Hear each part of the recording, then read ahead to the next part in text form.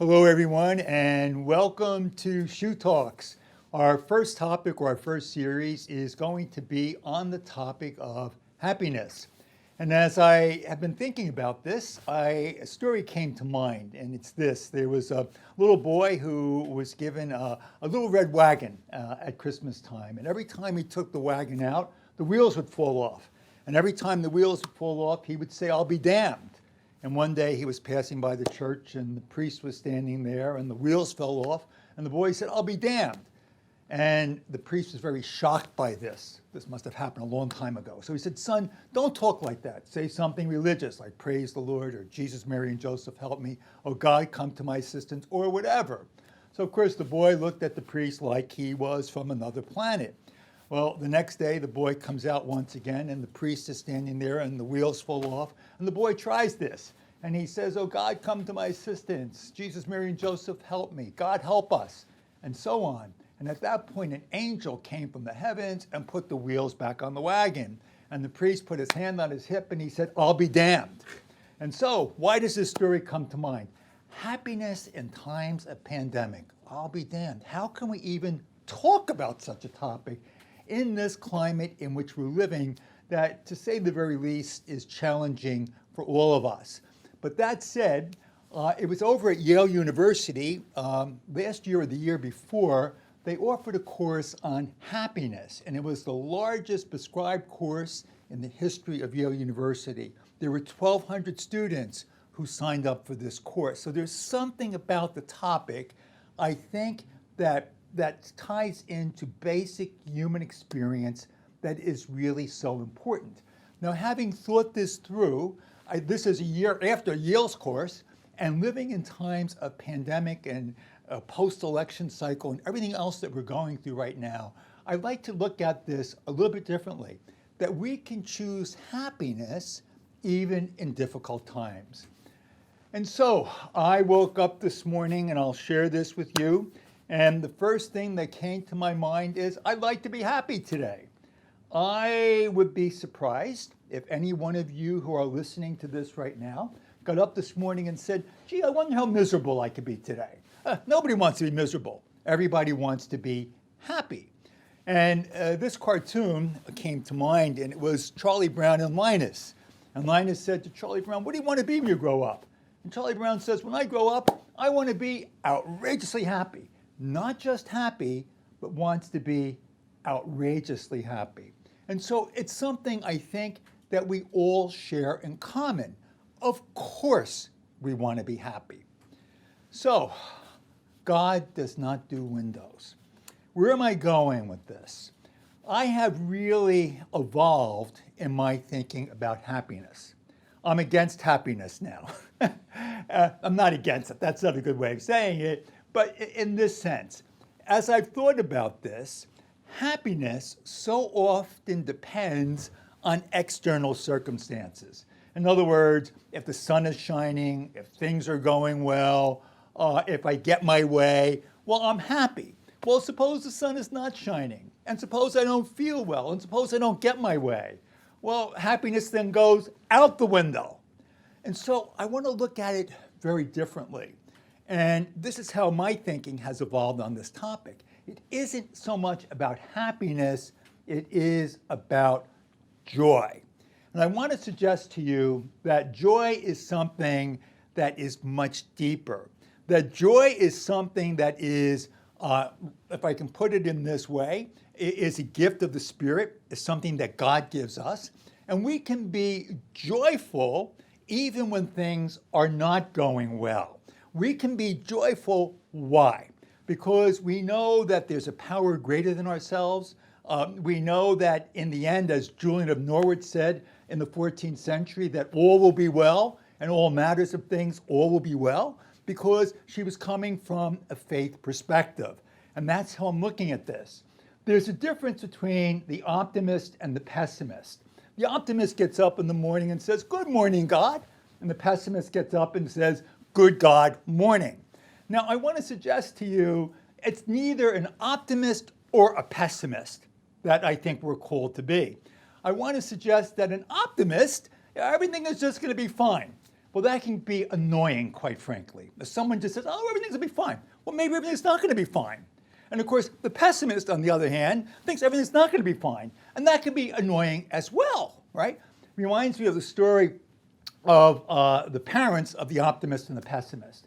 And the parents of the optimist and the pessimist, they wanted to do something to deal with their children. So at Christmas time, they gave the pessimist a room full of toys, and the optimist a room full of manure. And so on Christmas Day, they go into the room of the pessimist, and the pessimist was afraid to play with the toys, because I might get hurt if I play with the toys. And the optimist, on the other hand, they go into that room, and there's the manure. And he has a little manure, and he's throwing up in the air, making little pies and doing whatever. And the parent says, well, what gives here?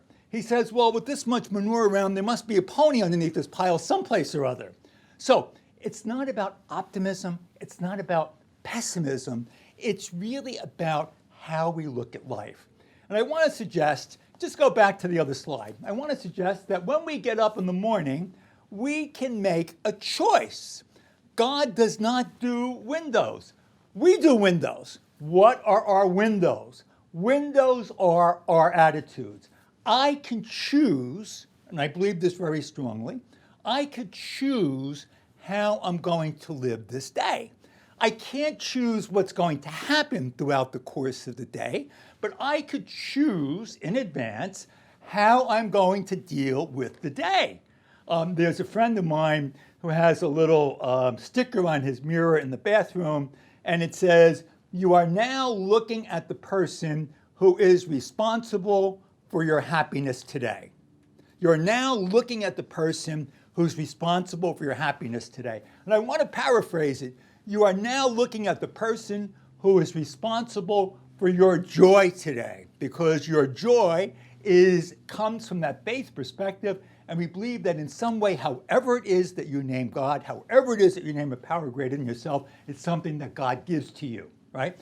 And so I want to suggest that when we talk about times of pandemic, and we've been here before in our history, and very briefly, what happens in times of pandemic, and I'm thinking specifically of the 14th century and the Black Plague, and the theme can be said about any pandemic.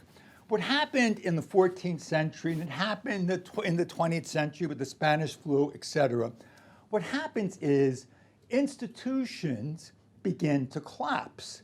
And I don't mean this as a moral judgment, but because the structures that hold people together in ordinary times, that those structures very often just don't work anymore. And as we're living through this particular pandemic, what all the literature is telling us is that it's going to be, in the next 5 years, that life as we've known it is going to change. There's a book that was just recently published called Apollo and Arrows. And with the author, who is a professor at Yale, he's a medical doctor, what he's saying is that we're going to be living in this pandemic time, or a pandemic culture, if you will, until 2024. That's his projection. Who knows? But that said, there's two things that we need to be very aware of that happens in any time of pandemic. And the first is this: there's always, unfortunately, a movement away from charity. People begin to think only of their self-preservation, and that's not a good thing. But the other thing, and we need to think about this, that in fact, the spiritual structures begin to change, and we don't receive the support externally, because those structures are collapsing. It is a movement, in a good sense, within yourself. It's finding within yourself the strength, the peace, and the courage that you need to go forward. Now, where I'm going with that is this. We need, especially in times of pandemic, to spend some time. However it is you call prayer, however it is that you call getting in touch with God, whatever it is for you, we need to spend some time each day, even if it's only a few minutes, to get in touch with that rich well within you.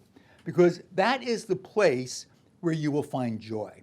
That's the place where you'll find the tools that you need and that I need to live throughout the course of this day.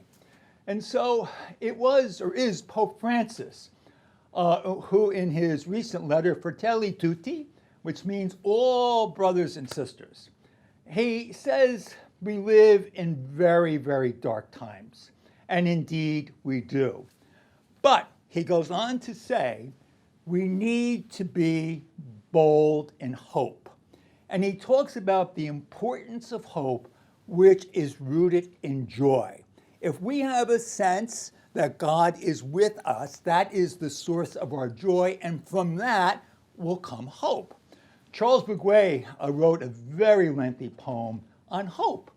And what he says, and I found this was one of those moments that was a watershed moment for me, because I never thought of it this way before.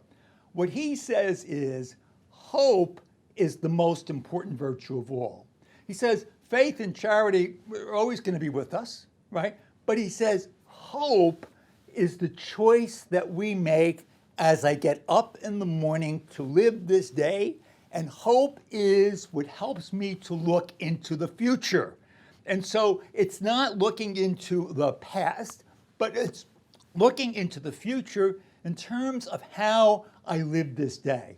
And what Baguette is saying is that as I live the day, right, it is hope that gives me the courage to get out of bed. And what Pope Francis is saying is that hope will change the world. And that if in fact we have hope, that in fact then becomes the source of our joy. And so finally, where are we anchored? And take a good look at that slide, being anchored, right? And the anchor is a symbol of hope. And I want to change that a little bit. The anchor is a symbol of happiness and is a symbol of joy, right? Now, the very notion of the anchor, as ships are going across the sea, that when the ship is going to stop, they will drop the anchor in order to steady the ship. And so we have an anchor that can steady our lives. And that anchor is hope that is rooted in joy. And in fact, that hope and joy will lead us to a lasting happiness, not a superficial happiness, but a happiness that will be with us both in good times and in difficult times. It is happiness that will sustain us and that will anchor us. And so I leave you with this. You might say, well, how do I get into, or how do I embrace hope? And how do I become a joyful person? How do I have that deep-rooted happiness? There's no other way of doing it than what I like to call gratitude. And the image that comes to mind is my little nephew, Stephen. And it was at Christmas time, this goes back a couple of years ago, I gave Stephen this little basketball hamper that he wanted for Christmas. And so when I gave him this hamper, he was so excited. Uncle Anthony, thank you, thank you, thank you, thank you, thank you, thank you, thank you. He was just overflowing with gratitude for this little tiny gift that I gave him. So Stephen, who really, I call him Stephen the theologian, right? Stephen, I think, captured for me the secret of joy. The secret of joy is gratitude. And what I want to propose to you is that every night before you go to bed, that in fact you think about 3 things that you're grateful for. And not just the sun and the moon and all that, but think about 3 things that you are grateful for. And by the way, if you do that, you'll find that you'll sleep better. And when you get up in the morning, no matter how you feel, and even if you feel groggy, let the first thing you say is, thank you, God, for this new day. And so, sisters and brothers, I woke up this morning and I want to be happy. You want to be happy. We want to be outrageously happy. Well, being happy, the deeper meaning of happiness is joy. And joy is rooted in hope, and hope really lives through gratitude. And it was Meister Eckhart who said it so well way back in the 14th century. And he said, if the only two words that we ever said, were thank you, he said, that would be enough. And so, my friends, thank you. That is the source of our joy.